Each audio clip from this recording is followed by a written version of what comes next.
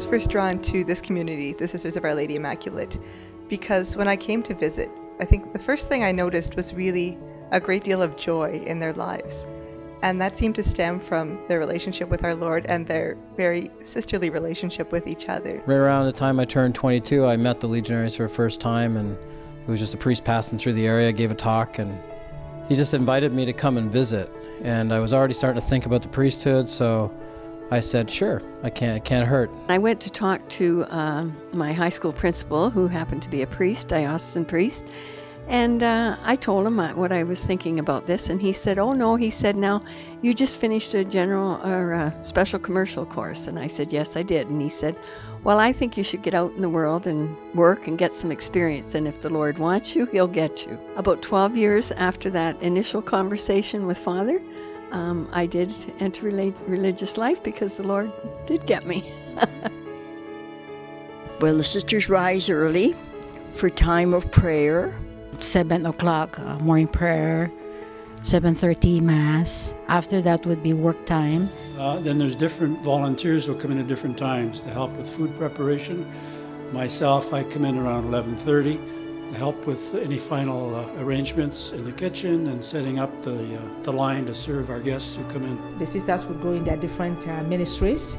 Myself, I work in the hospital as an emergency physician, so I would go in and while I do my work as a medical doctor, I also bring with it our charism of compassion. A good number of them are getting really involved, so much in our apostolate of teaching and our apostolate of caring. Some are nurses, some are trained teachers. I really appreciate the fact that the vows free me to be able to be totally present to the person to whom I'm ministering.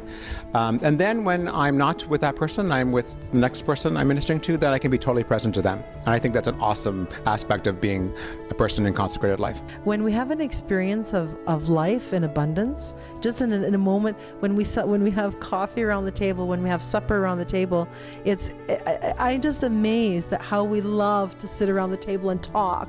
It's just such a gift. Faith is not something that is just between us and God, and I do believe that we need community to support us and to be inspired. So, I mean, whatever excuse you can think of, just put it aside and come. It's really worth it. Once you have that intuition or that idea, once it comes into your mind, I would advise you to take a step towards it. And don't be afraid. I think that holds a lot of young people back, the fear that somehow when you enter religious life that you do give up some things, but you get so much more in return. Consecrated life is a life of love.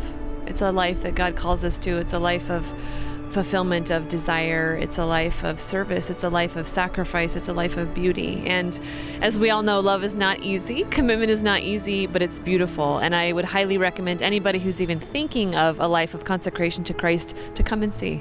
Come and see for yourself and see if God's calling you to live your life of love this way.